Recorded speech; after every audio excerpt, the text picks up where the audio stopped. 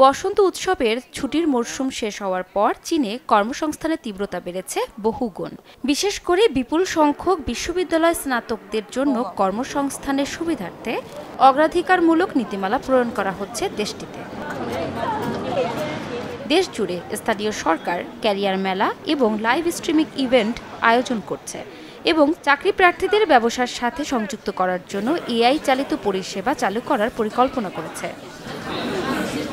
দক্ষিণ চীনের কুয়াংতং প্রদেশের শেনচেন শহরে পৌর সরকার সমস্ত জেলায় ক্যারিয়ার মেলার আয়োজন করে, যেখানে ৩৬০টির বেশি ইভেন্ট আয়োজন এবং চাকরি প্রার্থীদের ২ লাখের বেশি চাকরি প্রদানের পরিকল্পনা রয়েছে।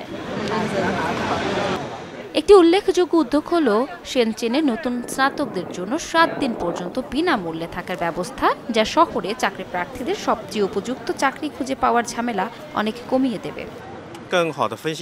আমাদের থাকার জায়গা নেই, ৭ দিনের বিনামূল্যে থাকার ব্যবস্থা আমাদের সেই কঠিন পরিস্থিতির সমাধান করে দিয়েছে। এই ব্যবস্থাটি আমাদের তরুণ চাকরি প্রার্থীদের জন্য অনেক সুবিধা করে দিচ্ছে। এই উদ্যোগটি চীনের বিভিন্ন বিশ্ববিদ্যালয় থেকে স্নাতকদের আগ্রহ অনেক বাড়িয়ে দিয়েছে। আমরা প্রতিদিন ১০০টিরও বেশি আবেদন পাচ্ছি এবং সংখ্যাটি ক্রমশই বাড়ছে। আবেদনকারীরা দেশব্যাপী বিভিন্ন বিশ্ববিদ্যালয় থেকে এসেছেন। এছাড়াও শেনচেনের লুওহু জেলায় ক্যারিয়ার মেলায় এআই প্রযুক্তি অন্তর্ভুক্ত করা হয়েছে, যেখানে এআই এজেন্টরা চাকরি প্রার্থীদের ব্যক্তিগতভাবে পরামর্শ প্রদান করছে।